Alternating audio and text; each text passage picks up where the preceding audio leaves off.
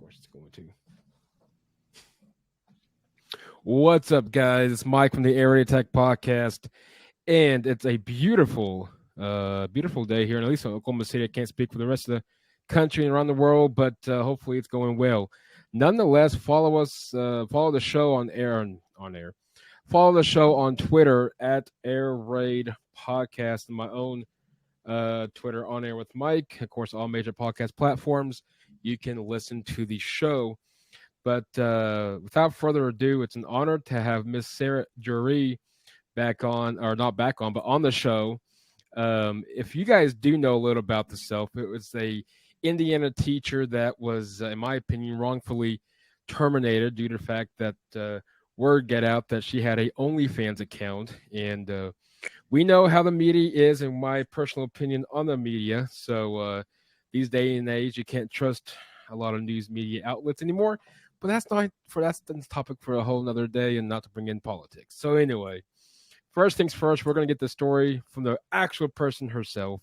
We're going to hear it live and get the real scoop, because everybody has their own side of the story. Miss Sarah Juree. Miss Sarah, welcome to the podcast, and it's an honor to have you on tonight. Thank you, Mike. I'm excited to be on, and you are right. The media really can spin some stories.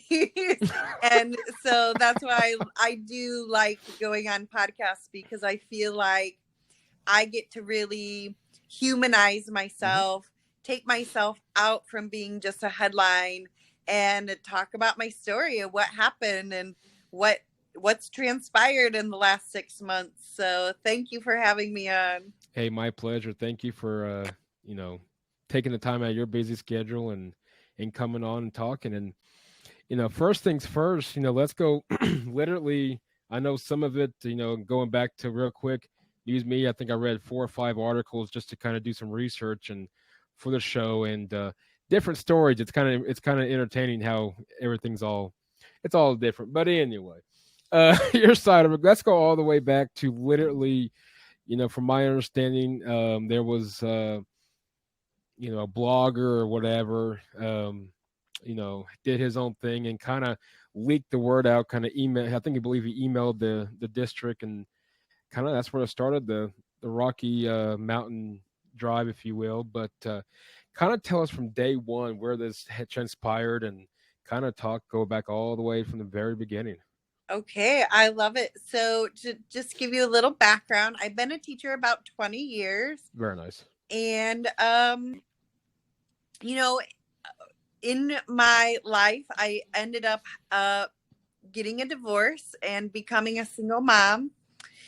And I was a single mom on a teacher's salary, which I think most people do, that teachers don't make a lot of money. No, especially here in Oklahoma, they definitely don't. Yeah, same in Indiana. Now, I was lucky. I was working as a contract employee for the state.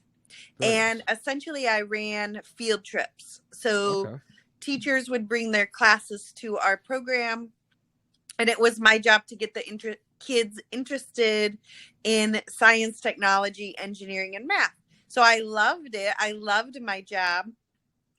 But to try to make ends meet, I was working a lot of different side hustles, and I was trying really, really hard to find a supplemental income. Right. So I did everything from reading tutoring to keto coaching. I got certified in group fitness, and I'd have friends pay me to work out with them. I did teeth whitening with a friend for a while and tried investing in her salon. I bought sublimation equipment, and I taught myself how to make shirts and tumblers and mugs. Wow. I would do graphic design and help people make logos. If there was some money to be made, I was trying to figure out how to do it. Understandable. So I was working all these various side hustles, but I just found myself getting caught up more and more in a poverty cycle. And I became single. I stayed single a lot longer than I ever thought. I've been single 5 years. Right. So this idea of a dual income felt pretty elusive. You know, it was like, okay, well, I haven't met anybody. And so the financial pressure was all on me. I didn't get child support. I don't really have help from my family. So I was just like trying really, really hard as a single mom. And there was a friend on Facebook who posted, maybe in May or something, that she had made $10,000 on OnlyFans that month. Whoa. Yeah, that's a lot of money. And so I was like, wow, maybe if I joined the site, I could pay my car off, get out of credit card debt. I never anticipated leaving teaching, but I was looking for a financial kind of opportunity that all these little side hustles was not giving to me. So I was like, okay, I'm gonna start this page.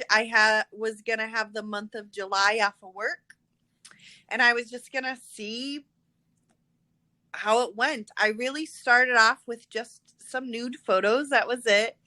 And my very last day of break from work, or before break, my very last day of the school year, we had a conversation in the office about OnlyFans. My coworker actually said she was thinking of starting an OnlyFans, but that she might have her husband do it first because gay men love him. And my boss got really excited and was like, yeah, you both should start an OnlyFans. You should sell your panties on OnlyFans. Men love panties. Well, in my mind, I was like, great. My boss is encouraging me to do this. This really sounds like an opportunity that's going to be able to like help me get my head above water. Of course. So that was a Thursday.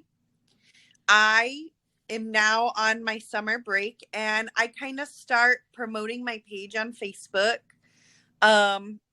You know, sexy photos, but you know, you can't show anything on Facebook. So it's from here up, you know. Exactly. And because I know I have to get fans. So I already knew I had some idea that I needed a pipeline.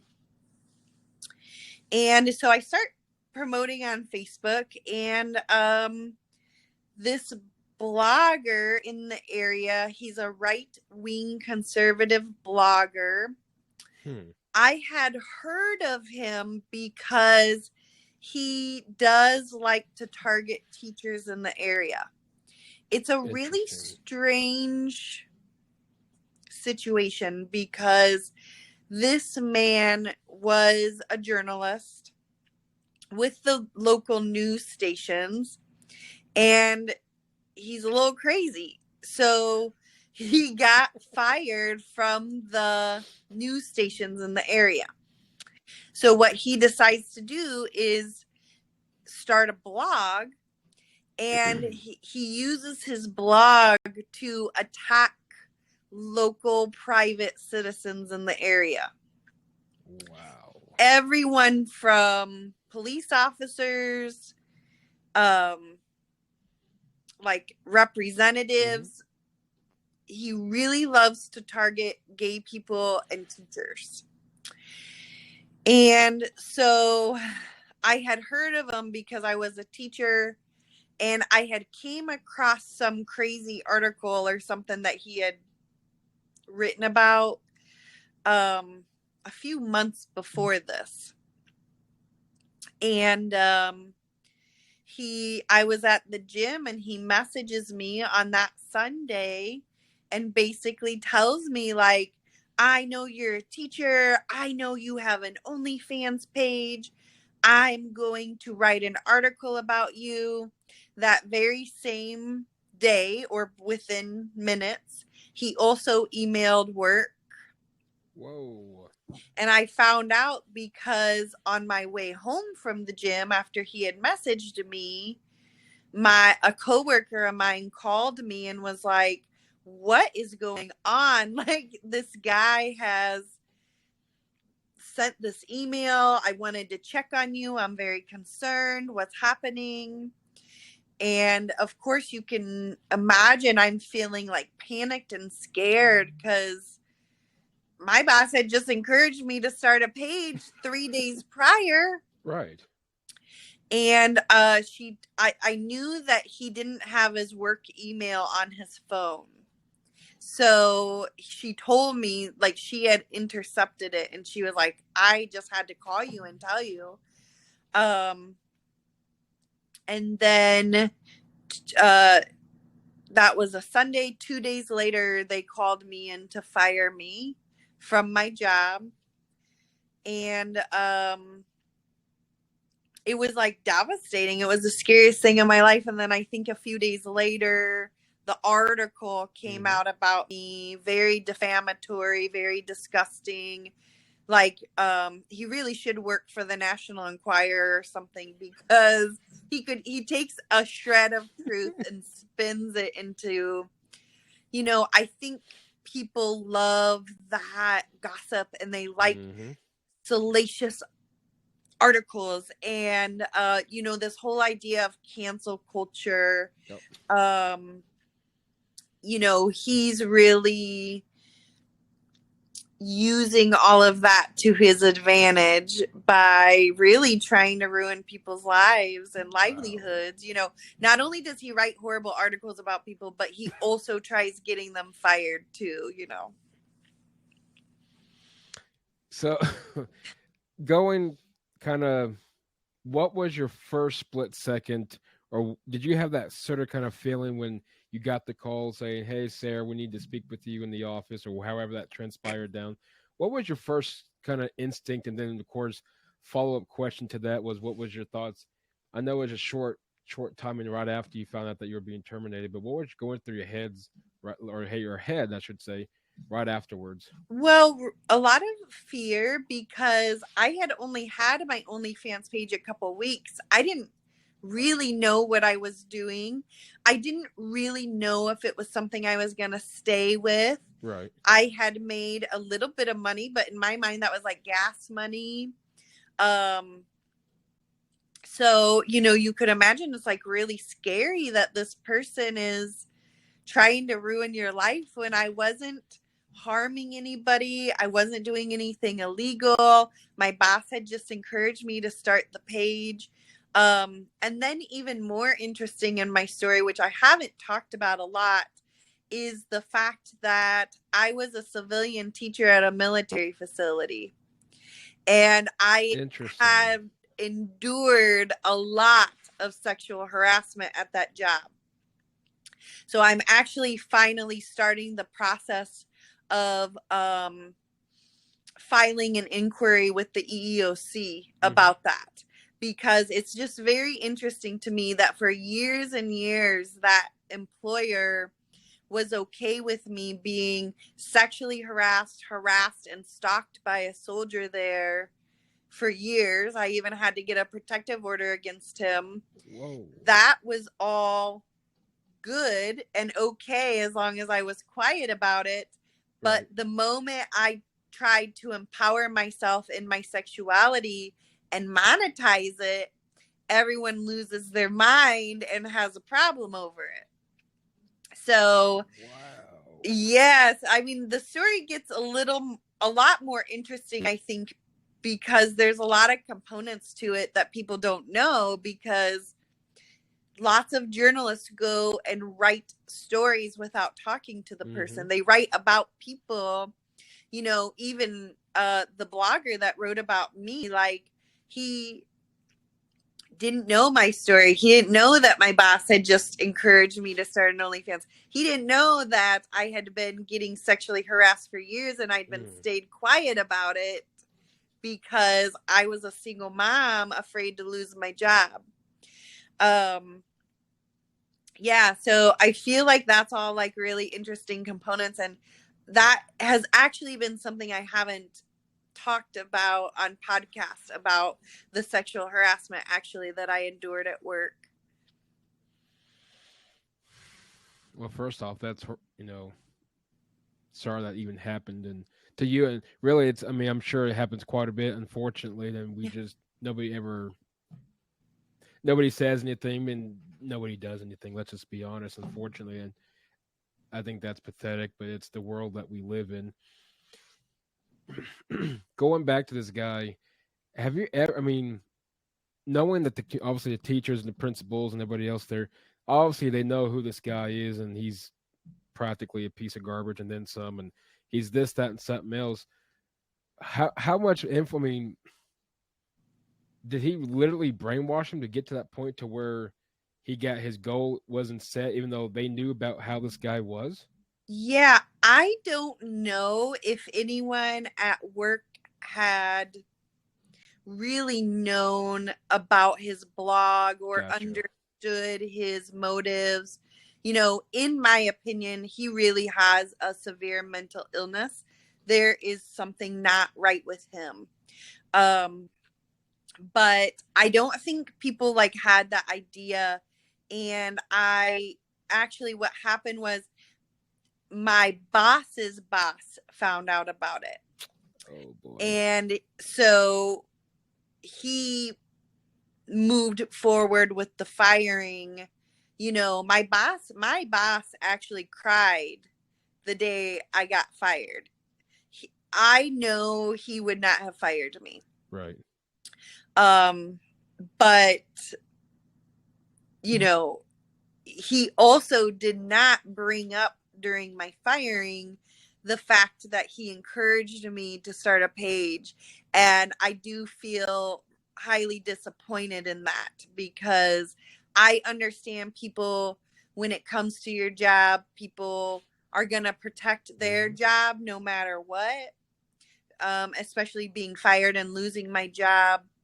And I got fired on a world stage. Everybody Yep. around the world has known about my firing. So it wasn't even something like there was no privacy to the humiliation I was put through. It was on display.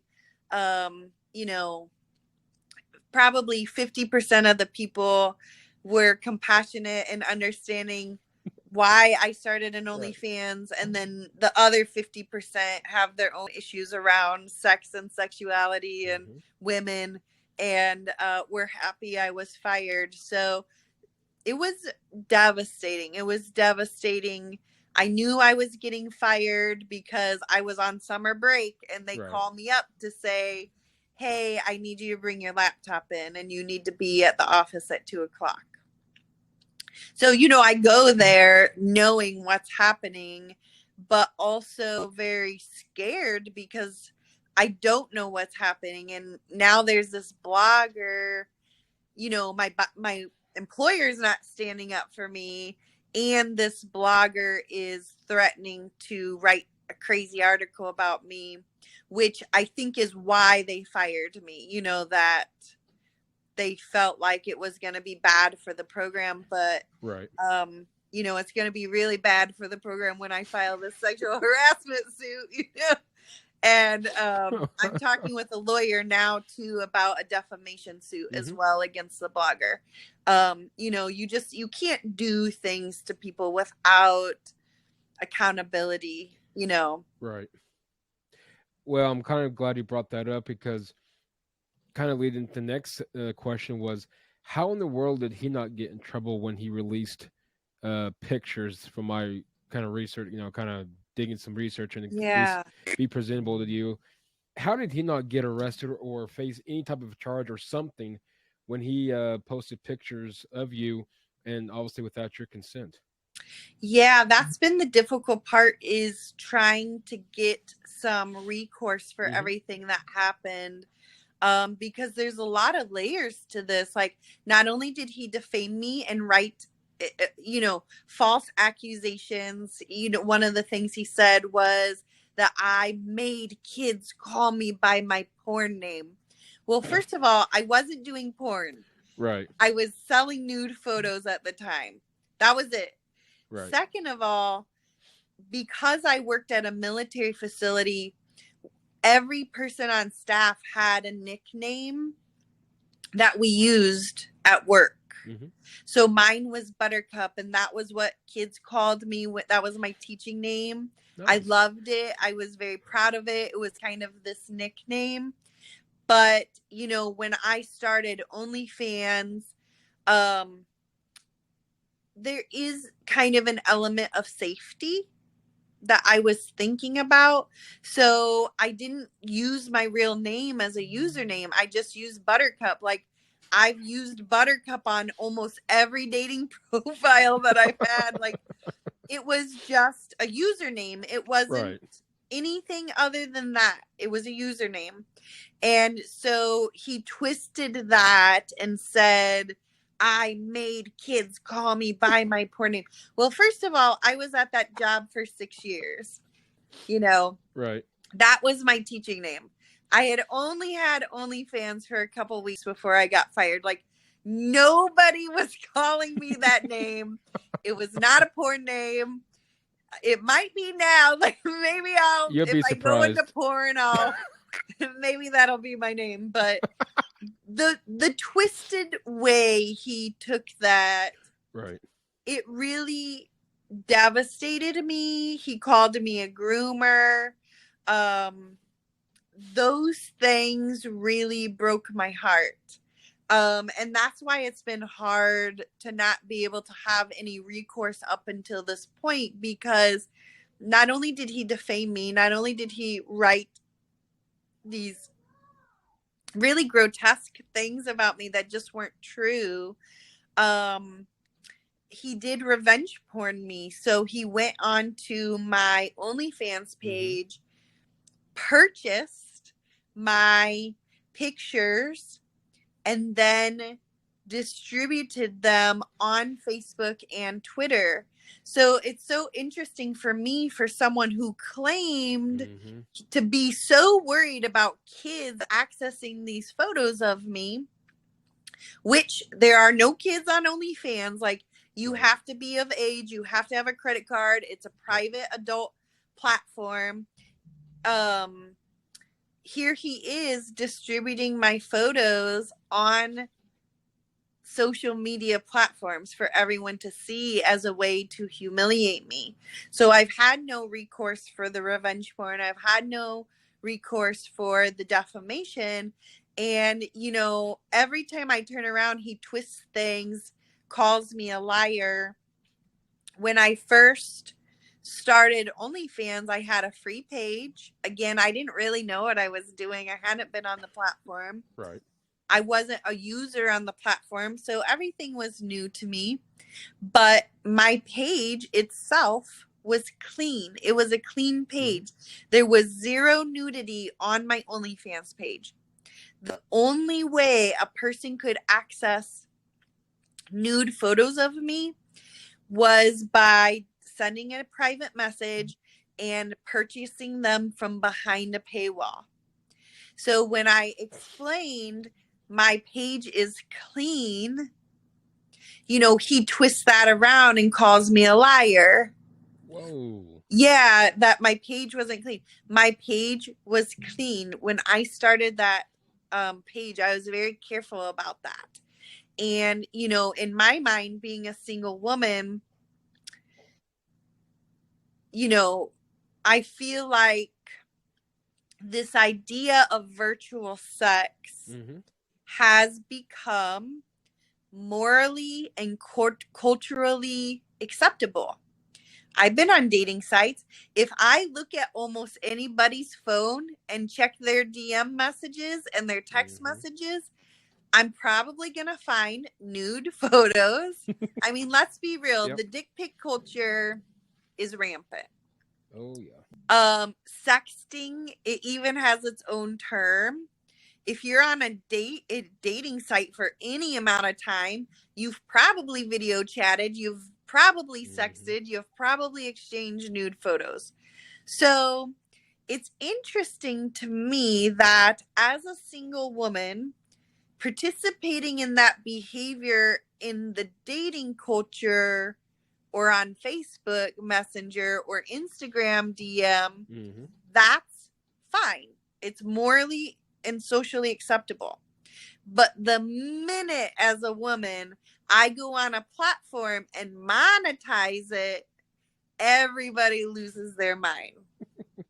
So when I think about this, it really is very upsetting, because of the fact that there are experiences that you're going to have as a woman in this culture that really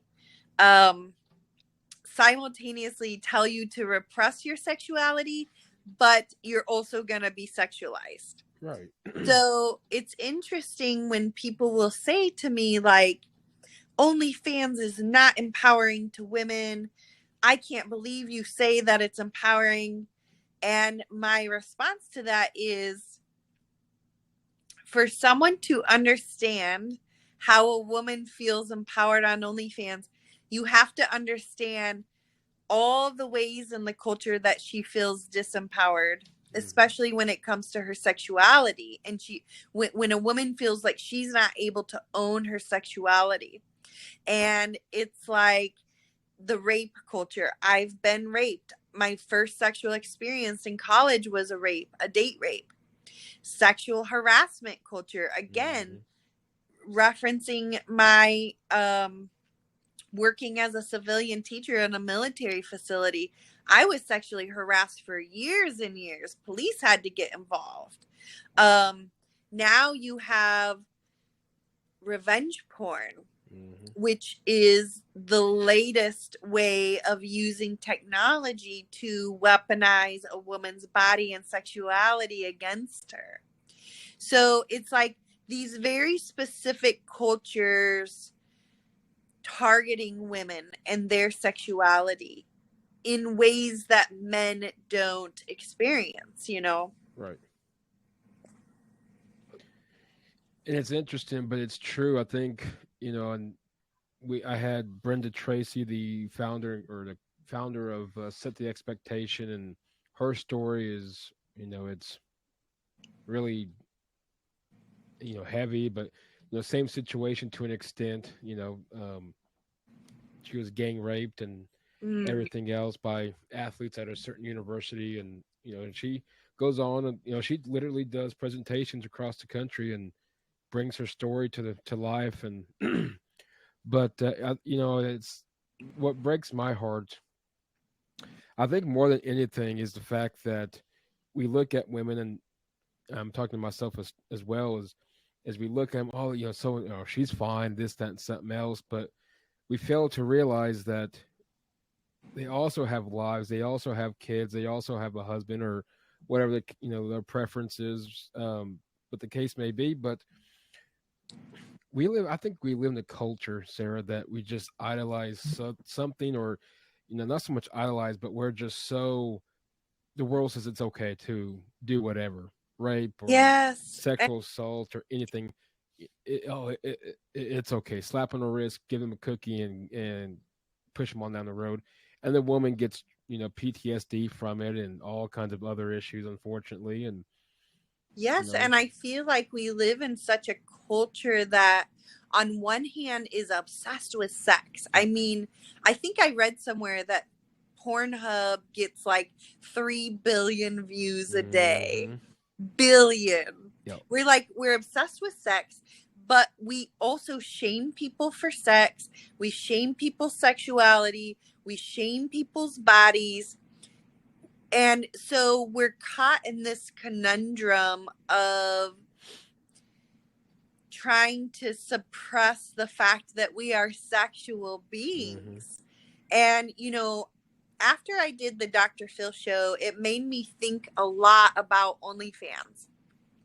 And I was thinking about the popularity of OnlyFans. Like during COVID, when OnlyFans got really, really popular, it makes sense because we as humans are sexual, social, and emotional animals, beings, right? And all of a sudden, we are isolated. Our ability to be sexual has diminished. Our ability to be social and emotional has diminished. And so what happens? You get a site that you can be sexual, you can be social, you can be emotional, and it's safe, it's virtual, it's fun, but instead of embracing this beautiful virtual sex platform, everyone they get triggered by it because of their own programming and their own issues around sex and what they've been told about sex. And the more I'm on the platform, I love advocating for it because there are so many beautiful and good reasons to be on that platform. And what I really love about it is because it's transactional, it takes all the manipulation away, right? Yep. That manipulation where men feel like, well, I really want to have sex with her, but I have to let her think that I'm trying to date her, right? It's like dating sites don't work because there's this manipulative component. Nobody's being honest on there, right? Lots of people aren't even really single. Nope. But you go on OnlyFans and it's honest and it's transactional. So there's not a sense of feeling like you were used or somebody deceived you. And because of that, I feel like it's healthier for everybody. It's virtual, so it's literally the safest sex that you can have. You think about why should people be on OnlyFans, and it's funny because my story, because I was on dating sites and I really hate the hookup culture. I hate the hookup culture. I'm not made for it. Right. I'm like a relationship person. Like I really felt like dating sites treat women like sexual consumables. So I actually became celibate, and I was celibate for a really long time during my singleness. Because I hated hookups so much. So when I started OnlyFans as a teacher, I was celibate, and I stayed celibate until recently. I've started making some content with other people and stuff, but I stayed celibate for months and months until I felt comfortable on the platform, till I felt like I knew what I was going to do. But I was like, what an awesome platform for someone single to like have another person to masturbate with. It's interactive. Like people, they don't even like talking about the word masturbation. Like it freaks people out. But I'm like, masturbation is such a healthy thing for people, and especially if you're single, you're masturbating a lot. And it's more fun to do it with someone, but also like you don't have to risk STDs, you don't have to risk unplanned pregnancies. You don't have to, like for me, because I've had some sexual trauma, like I don't have to actually like be physical with someone when I'm not ready for that. Right. So if you look at the platform and all the good that it could really do for our culture, it's like sexual trauma. People can work through their sexual trauma in a very safe way. It's all virtual. It's good. Even for me now, like I'm doing video chats. There was a 23-year-old man, and he did a video chat with me, and he's a virgin. And I was like, but it's like, it's a good way to like practice and get kind of used to this idea of like sharing your body. And I think he kind of felt like now that he's older, he's 23 and still a virgin, kind of self-conscious about it. Right. So I was able to like talk him through it, give him some confidence. It was fun,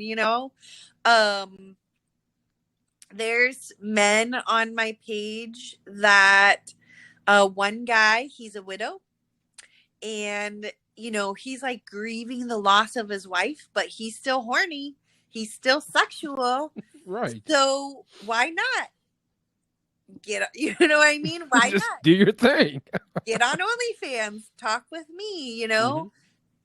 I'll buy some content. I love it. Super nice guy.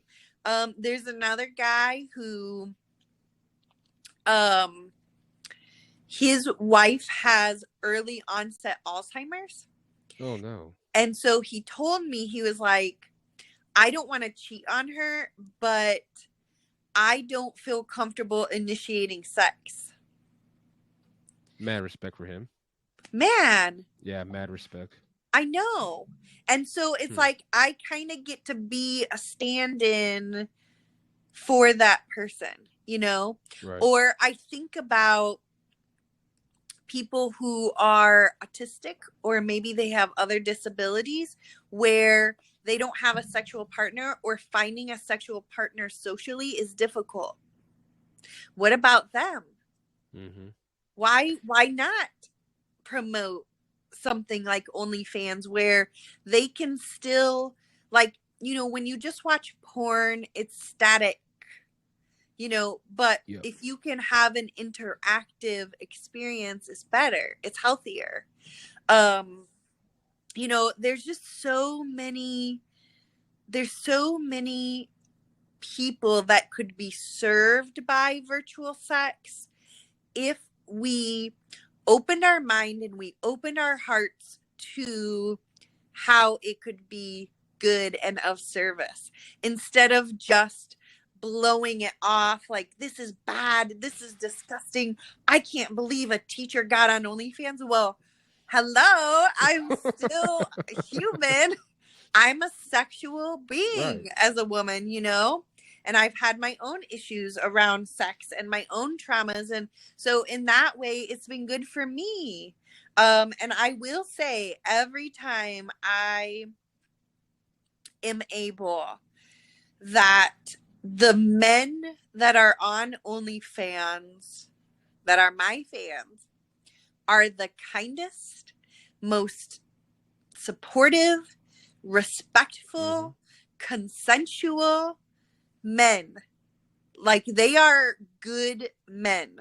So that's the other thing that I want to, like, really talk about and advocate, because it's so interesting, because in so many ways women have, like, you're sexualized, you have all these cultures, but the same is true for men. Like, we mess men up in so many ways. Like, I'll have men that message me because they have their own body insecurities over the size of their penis. Right. And I'm like, what do we do to people that make people feel like their bodies are so wrong all the time? And I'm very body positive, I've lost a lot of weight. I'm still curvy. I'm still Right. fit. But my mantra has always been, like, all bodies are good bodies. Hmm. So that was eye-opening for me as a woman, to see the other side and these insecurities that, like, I feel like women get a lot of insecurities about being beautiful and looking young and having this perfect body, but the same is true for men. And I feel like what really bothers me in our culture is this idea of nice guys finish last. If Yep. you're kind and respectful to a woman, you're a simp. There's always some new derogatory term for a nice man. Yep. I don't like it. Like, I feel like it's really wrong. It's really warped. No, I'm with you on that one, because it's always goes back to it goes back to, well, nice guys. It's happened to me, and I'm sure it happened to other guys with women. Is, well, he's too nice because he wants one thing. Well, no, we're being nice, but I mean, obviously, sex is great, but Everybody wants sex. We'll yeah, just put that exactly. out there. But yes. Yeah, we understand we all want it, but we failed to realize that there are actually still nice people out there, but the culture wants to wants to separate that and make the world, or at least make this country, seem like there's more bad people than good people. And it brings Yes. like talk like what you brought up is body shaming, and well, a woman has to have a certain breast size or a butt Yeah. size or whatever the case may be. They have to be curvy, they have to be thick, they have to be whatever the case may Yeah. be. Be curvy, but not too curvy. Exactly. So it goes. She's too skinny, or Yes. you can't win for Adam. You And can't. And I think that was what was so hard for me was a lot of the media tried to villainize me. yep. And I am like such a kind, compassionate, empathetic person. And, especially in the beginning, I had never been in the media. And my God, I would have never wanted to be in the media for something bad. I was like, where was my article when I was working 5 jobs as a single mom and a teacher in a poverty cycle? There was no article. Like, nobody cared when I did all the good girl Well, things, and that's the thing. Nobody wants to hear about the good. They want to hear, oh, Sarah got beat up by 3 women. I'm just pulling something out there, but Yes, yeah. yeah, we don't Teacher want to. started an OnlyFans page, dot, dot, dot. And so that was really hard. And it was hard to read comments about myself because people read an article, they assume, they judge, Mm-hmm. not even just from the story, but even like being body shamed.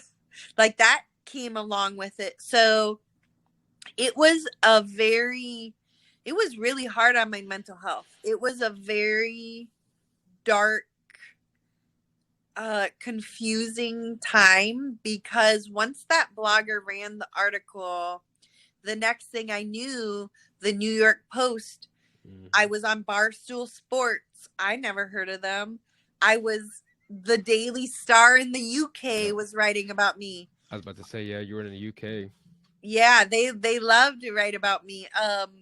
I had this influx of Brazilian followers on my Instagram page because Interesting.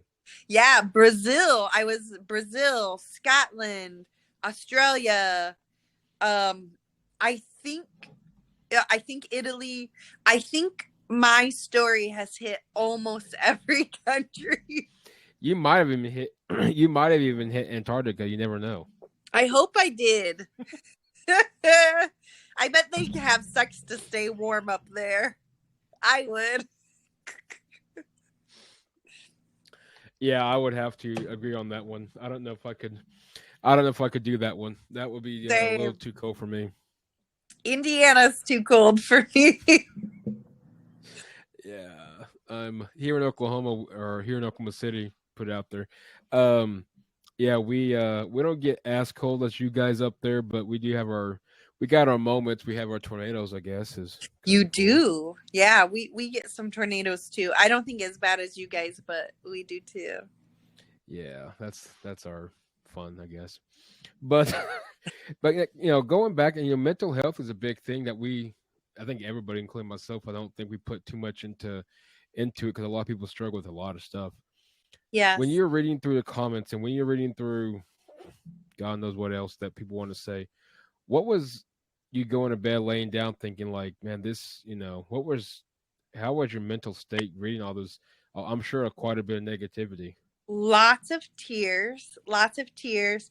And I talk about this openly because I feel like the more transparent I can be about my story, the more helpful it is to people. I don't feel like it's so helpful when you only talk about the shiny part and how you Hmm. got through something, right? Right. Um but there were like many suicidal nights that I got myself through. Wow.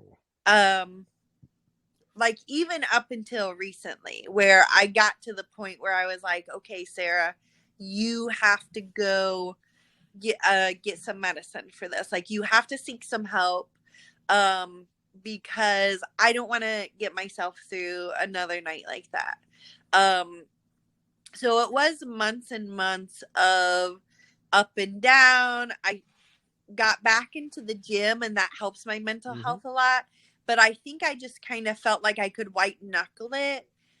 But really realizing and understanding like what that blogger did was traumatize me. Like, he put me through a very traumatic event, and I've had a lot of trauma in my life. So with the backstory of everything, like, my finances last year were so bad.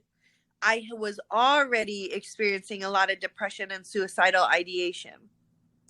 You know, so people don't know those things. Like, when you're in an article or even that blogger writing about me, my mental health was already not good because my finances weren't good. So oftentimes things like that are very linked, where I was feeling hopeless as a teacher. Like, well, what am I going to do? And I'm very protective of my kids.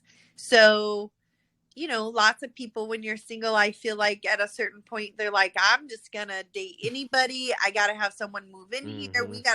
I need someone to split the rent, right? And I just I could never do that, you know, where I was like, my kids need stability more than I need someone splitting the rent with me. Absolutely. So that was why I was like, well, OnlyFans sounded like a viable option. You know, it's legal. I pay taxes on it. I wasn't hurting anybody. And it's interesting because I do feel like, although I got bad publicity or whatever, I believe that virtual sex and OnlyFans is only going to get more and more popular and more culturally accepted. I think especially, like, I'm 41, but like this younger generation, especially younger women, they're growing up with this idea of OnlyFans. They're growing up with this sense of empowerment, and I can monetize my body and my sexuality. So I really feel like, although I took the brunt of it, it's almost like trailblazing for younger women.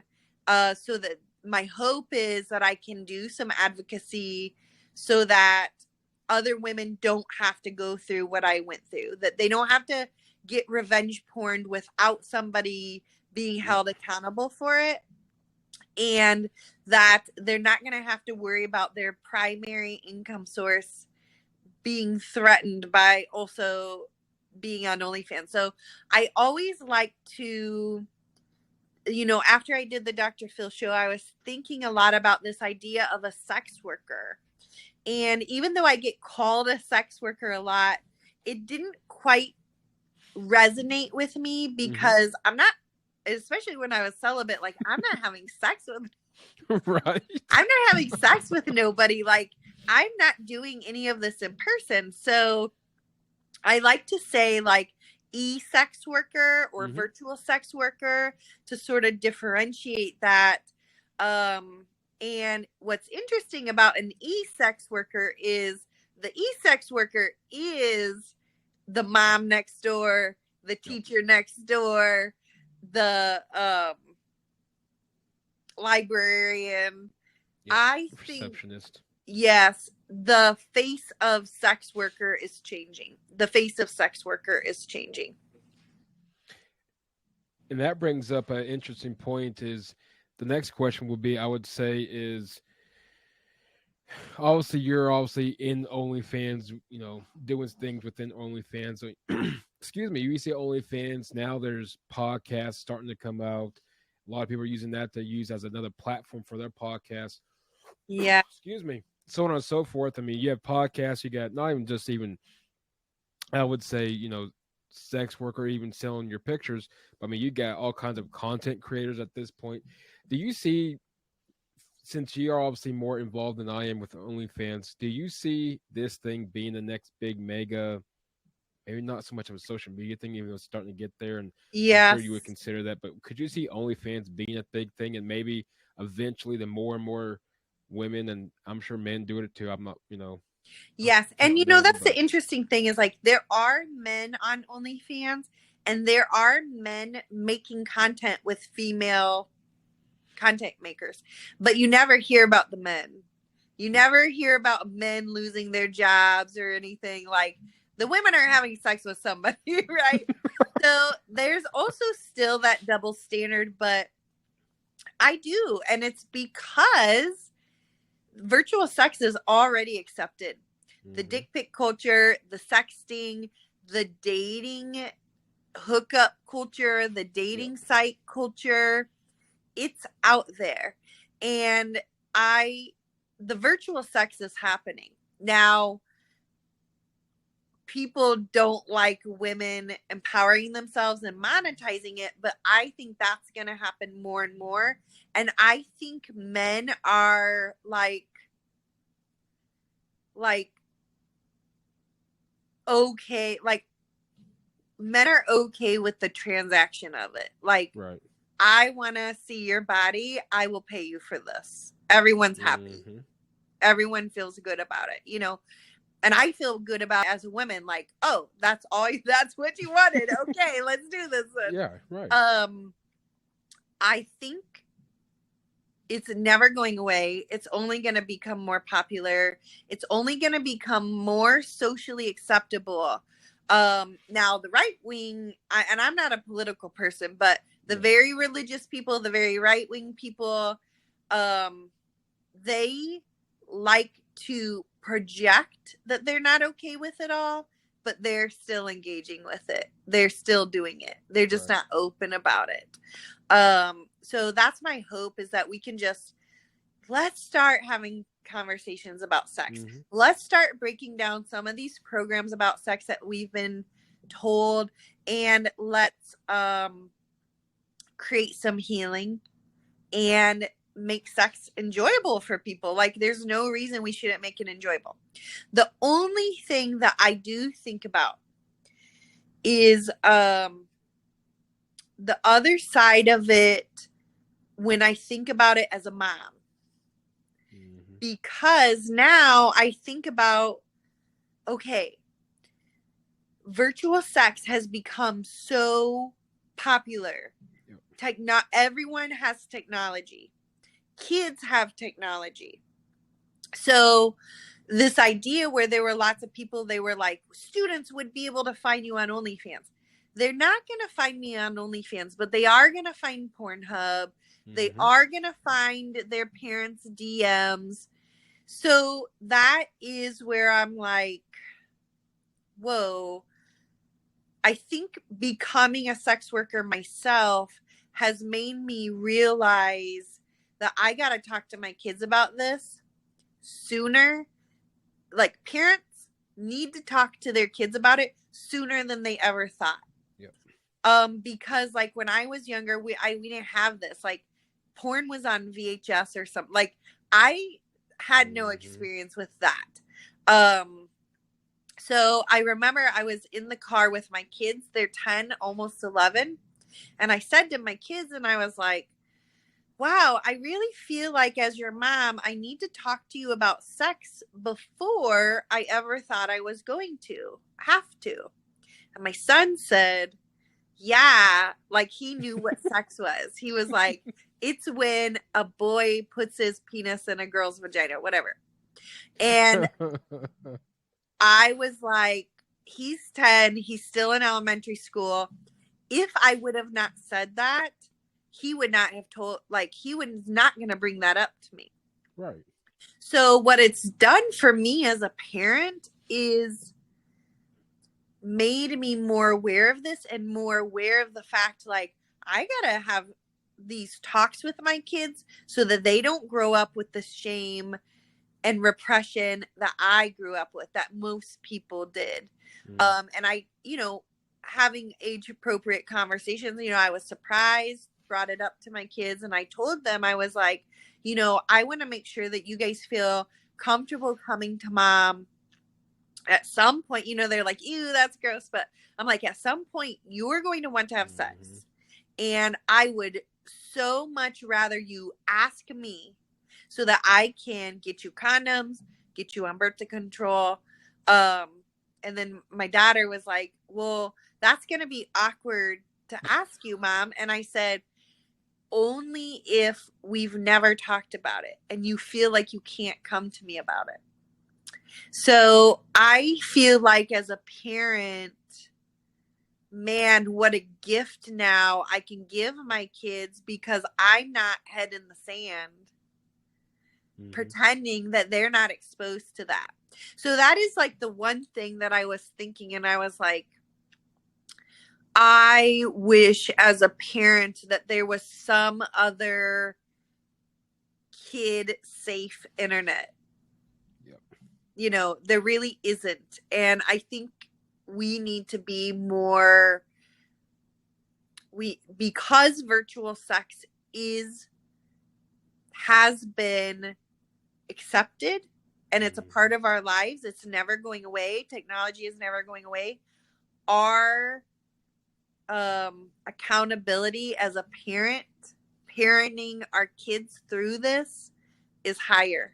It's gonna have to be.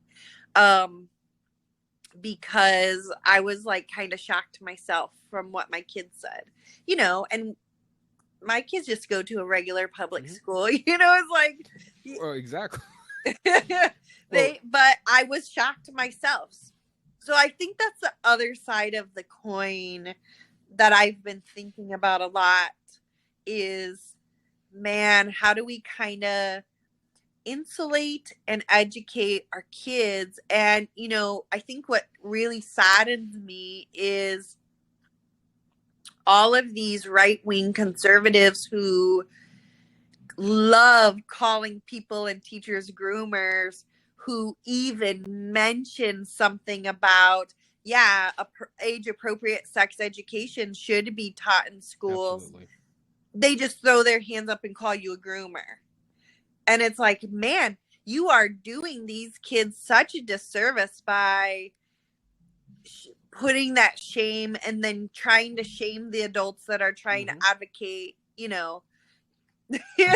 So we're sexual beings. Even my kids, they're kind of preteen. You got to talk about bodies changing, all that stuff, but age appropriate. And I don't think necessarily all sex education should fall on the schools. It really should fall on parents, but we have so many issues with sex ourselves. We won't even talk about the word masturbation with our kids. So what hope do we have if we won't, you know what I mean? It's just the cycle of shame. Our bodies are shameful. Our body being sexual is shameful when it's really not. And if we could just, again, open our minds and our hearts up to this idea that we're sexual beings, and sex in our bodies should be one of the most beautiful, healing, exciting parts of being human, in my opinion, Well, I think it goes back to, I got 3 kids of my own, and I always tell them, you got to, come on, you got to do, obviously, you got to, I'm going to go with this. Oh, you got to work with the teacher to be both successful. I mean, the teacher can only do so much and the parent can only do so much. And that's where we get the teammate thing. But nowadays we want to cancel literally everything. Yes, cancel teachers. Yeah, we want to, we can't, driver's ed should be, whatever case may be. Sex ed, here in Oklahoma, practically you can be a teacher and not have a degree at this point. But yeah, they have made it so miserable to be a teacher that so many teachers are fleeing the profession. Like, you're not paid enough. You're not treated respectfully and kindly by kids or parents or administrators. You're told all you got to do is test the kids. So the teachers aren't having fun. The kids sure as hell aren't having fun because they got to get tested 3 times a week. You know, it's like teachers should not be in poverty cycles. I'm sorry, period. I should have been paid better as a teacher. There should have been zero reason for me as an educator in the United States of America to become a sex worker and hop on OnlyFans. You know, if I wanted to join OnlyFans because I wanted to express my sexuality, fine. But it shouldn't have been because I'm shopping at Dollar Tree for my kids for food. It's ridiculous. You know, so I feel like that's my rebuttal to anyone that wants to be judgmental of me is like, pay the teachers, start respecting the teachers. And I feel like we won't do it. They refuse, our government, our school systems refuse to pay the teachers. But there's money for the military. There's money for other things, but you will not invest in our schools. You won't invest in teachers, and you won't invest in our children. Where are our priorities? I like you brought that up because the fact that my biggest thing was that at the time, and this was going on, what 20? That was 18, 16. So that was almost 6, 7 years ago now. At this position I was holding at the time, I made more money than a lot of I was working within the school district. I held a position that I made more than a lot of these teachers were, and at the time I had no college degree. And here I am sitting at, at the time, 7 years ago, 28, gotta be 35 March. So 7 years ago, I'm making more than a lot of these teachers were in Oklahoma City.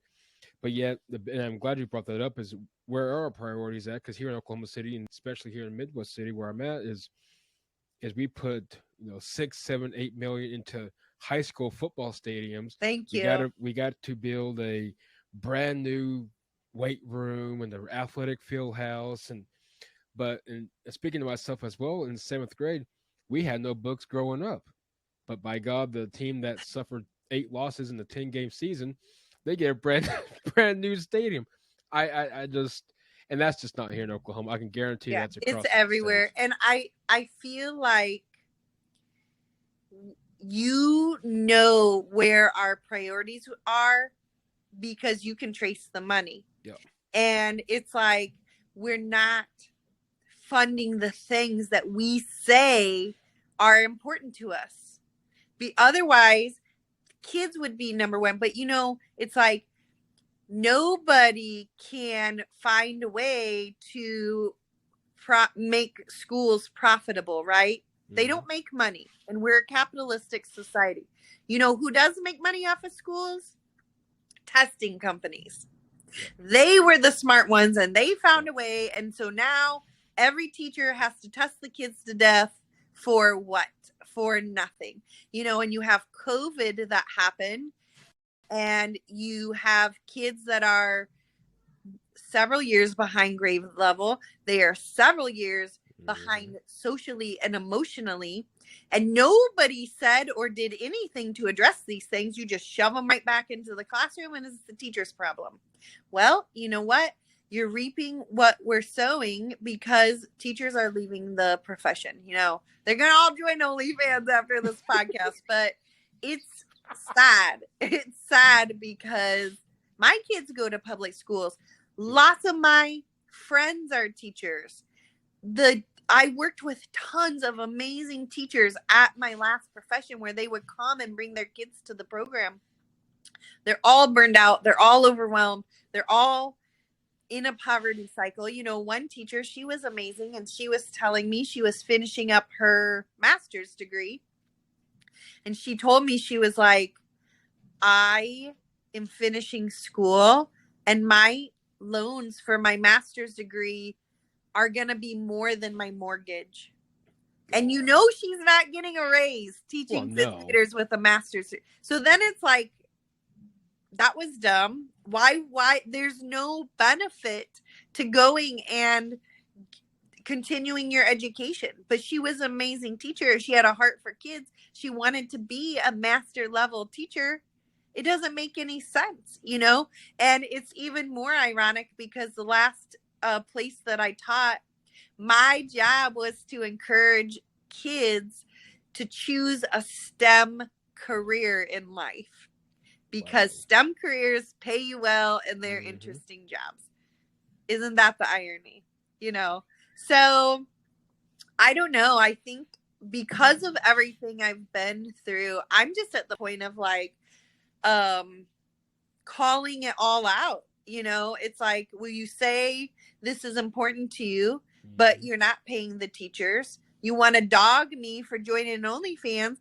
I should not have been in a poverty cycle as a teacher in the United States of America, period. There is no rebuttal to that sentence. There's no rebuttal. There's nothing anybody can say to that because they know it's true, even though nothing's going to change.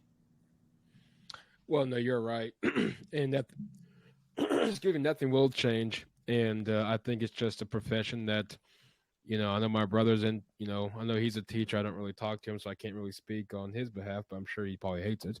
I don't know. He may I'm love it. sure he does. I don't know. Yeah. I don't. I don't talk to the dude, so I don't know. Yeah. But I'm just But gonna say probably even so. sadder, it's like the teachers are suffering, Hmm. but the kids, man, the kids, like, what are we doing? Like, they should have teachers that are being paid so well. Yep. They're so happy. They're so joyous. They're not depressed and suicidal because they can't pay their bills, Hmm. that they got to slap a fake smile on. Um, because the energy of the teacher affects the energy of that classroom, you know? And it's like, give the teacher support, give the kids support. If we don't, it's going to get dire. I just read an article about high school students. I can't remember where they were from.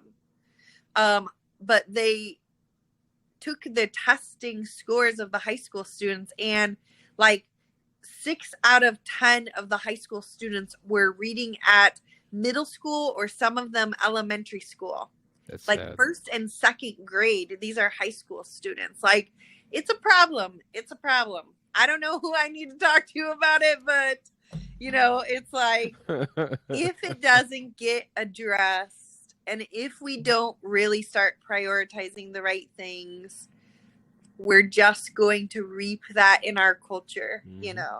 We're seeing it now. Miss Sarah, do you miss teaching?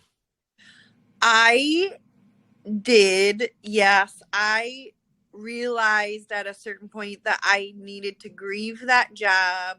I needed to grieve that 20 years. I did. I loved being a teacher. And I think what's even sadder is when I started that job, my kids were in preschool and I taught fifth graders. Hmm. And this year my kids are in fifth grade and Oh. they were supposed to come to the program and be in mommy's class. Oh. That really killed me, because probably the last year with my kids was all about, you're going to be in fifth grade, you're going to come on a field trip. I had just gone and talked to the principal about getting their school to Hmm. our program because they had never been. Like, my kids were going to be in my class and I was going to make them proud. Mommy's a teacher. Mommy's the fun teacher that all the kids love. Um, there's been a lot of heartbreak this year. There's been a For lot of sure. heartbreak. And, the way that blogger has defamed me, um, I don't really see a way of going back to teaching or being able to work with kids, in any capacity. Right. So that's been really difficult. That's all I've known. It was my identity for 20 years. I was a teacher, and I loved it. I love kids and I'm a mom, and yeah, that was hard. I would say I miss it, and kids will always have a special place in my heart. Of course. No, I respect that, and I'm sure it's a tough time. And I know we talk about all kinds of things, isolation, this, that, and something Yeah. else. And one thing I think is a major part, I'm sure, and hopefully you've had it, is has there been support during this time? And regarding people reaching out, or can you? I know, unfortunately, I got to bring it up. Some people always, bad things happen. Everybody gets left abandoned. So I mean, not Yeah. everybody's blessed with people that support them. And have you had a good support Yes. group during this time? I have had a very small support group, but they've been lovely. Like I don't have family. Both of my parents have passed away. Right. I'm estranged from my siblings as well, so I understand that. Um, but I have had like some really beautiful, kind friends that check on me, and I will say to like um a lot of support on Instagram and Very nice. OnlyFans.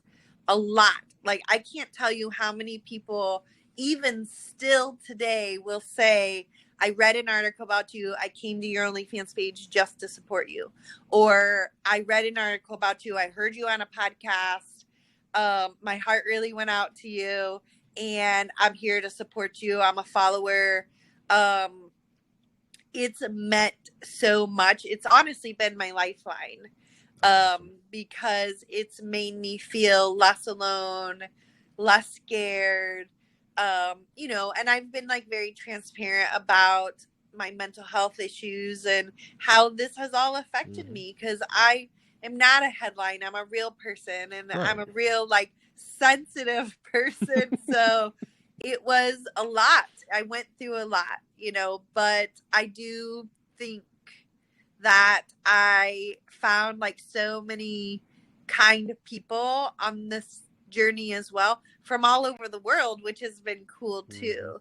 And also the nicest podcast hosts. I will say every single podcast host has been so kind and let me just be authentic and share my story and not been judgmental. They haven't been contentious or anything like Right. that. So I very appreciative of that. And I think that's important, especially when it comes to podcasts, because one, you're getting the person. Well, first of all, you're getting their life story out there. They're trusting that individual that hey, I don't mind coming on, but hey, you know, you can't. It's a non. As I always say, it's a non-judgmental zone. Um, but I think you have to be when it comes to stuff like that. It's good to hear. Anyway, long story short, it's good to hear that people are like that because you're opening up to excuse me, you open up to a story that took, you know, literally your life away in just a matter of seconds from a guy Yeah. that had no consent of what he did and this, that, and something else. And the fact that podcasts are literally heard around the world is pretty impressive anyway. And It so, is. Yes. And I think too, like it's been helpful for me to like reclaim my story, hmm reclaim my voice, reclaim my power in the situation, bring up lots of different topics, things that I've been thinking about, things that I feel like, hey, we should be talking about these things. Why are we not having conversations about these things? I think we could be healthier collectively, individually, if we did bring these things up. So, in that sense, it's been so beautiful and I feel like podcasts and storytelling lets you humanize the hmm person. It allows us to see that we're not that different. We're more similar than we are different. And also, if you listen to somebody's story, you would know and understand that every one of us has a story that would break your heart if somebody opened up and shared it with you.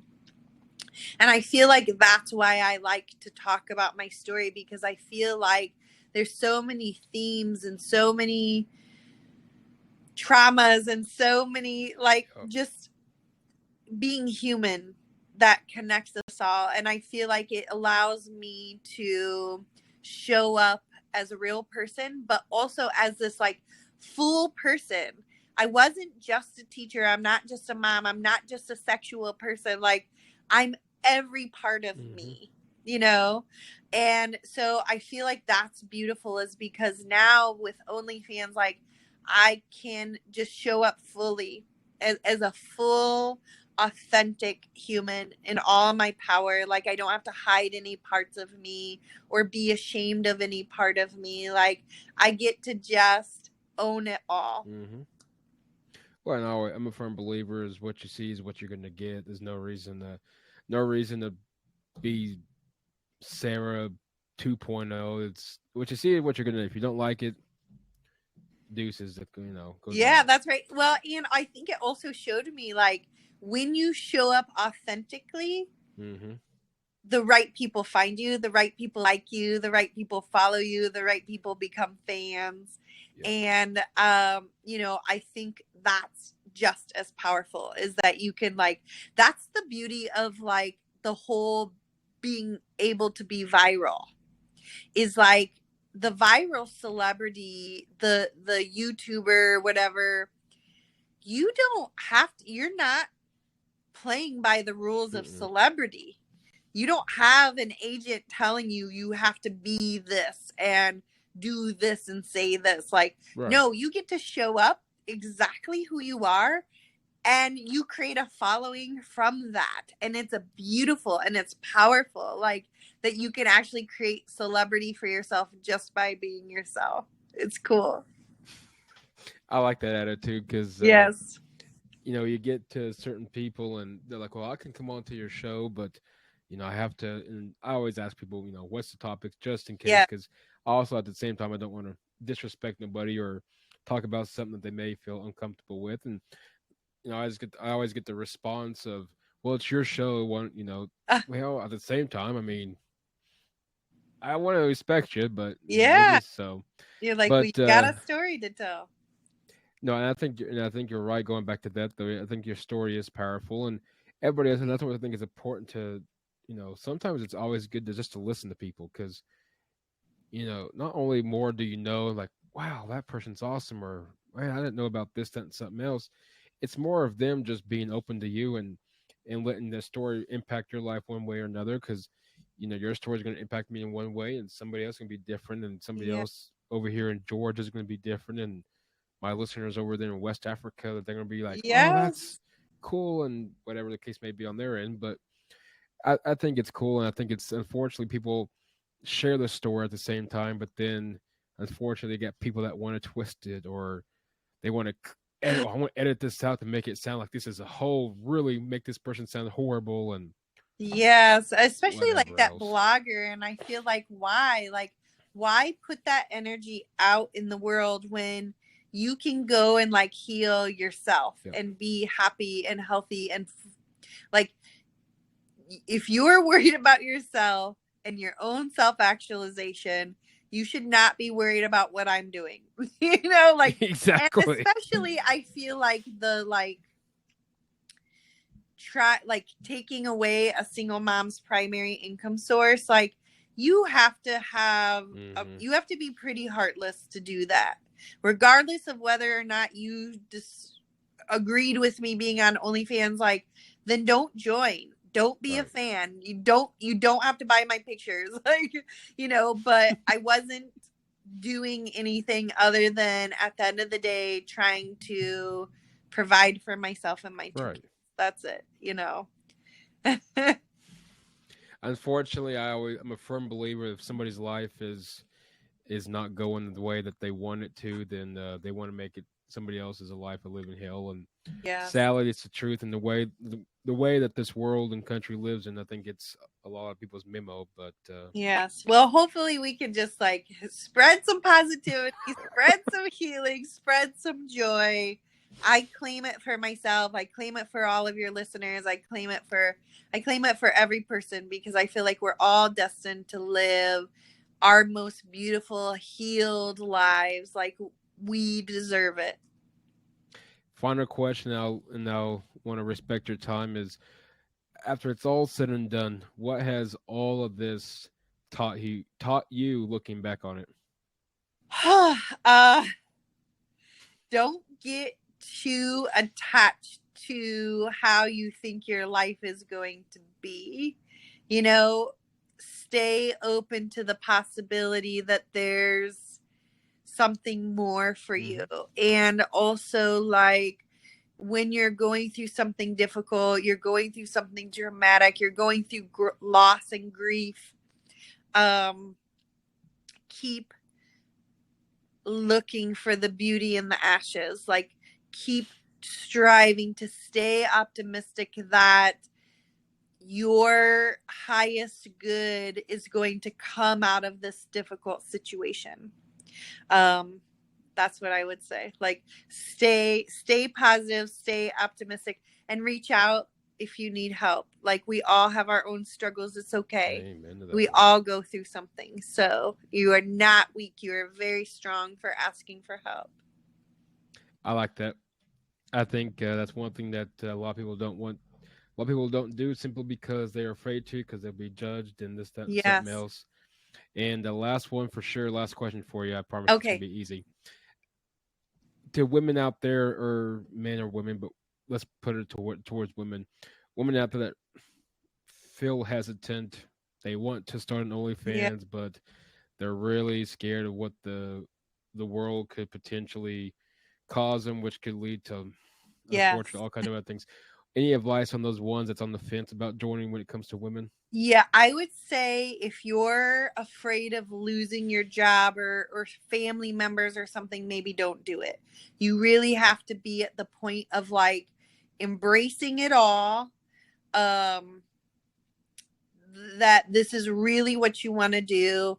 And OnlyFans is not the easy money that people think. So I would like to give that caveat that if you're able to do it like on the side and grow into it without feeling like you're going to have a lot of loss like I did, then yes, start it. There's so much good. There's so much healing. There's so much self-expression that you can find on your page. I wish it for every woman, but I'm also realistic about what happened to me. I would never want another woman to go through it. And that's why I feel like I need to share my story and advocate so that I can protect women, hopefully in the future. So with that being said, Mike, I gotta hop off. I gotta go join another podcast. Nope, you're good. Thank you so much, Sarah. Thank you. Thank you to the listeners. Bye bye. Sarah, from her journey from a teacher from in Indiana, fired wrongfully for having OnlyFans. You've been listening to the Area Tech Podcast. Sarah, have a wonderful evening and a great week. You are listening to the Area Tech Podcast. Listen to us on all major podcast platforms and subscribe to us on YouTube. Just search at Air Raid Attack Podcast. And we are done. Other than that, folks, that concludes another episode of the Area Attack Podcast.